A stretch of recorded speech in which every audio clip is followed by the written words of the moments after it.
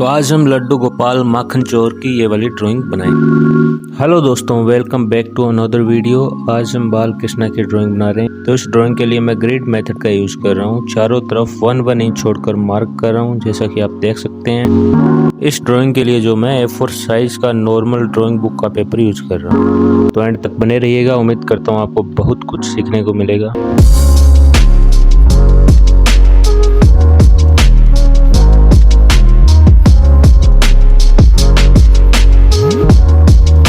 तो reference photo को अच्छे से ऑब्जर्व करके आंख से ड्राइंग बनाना शुरू करेंगे।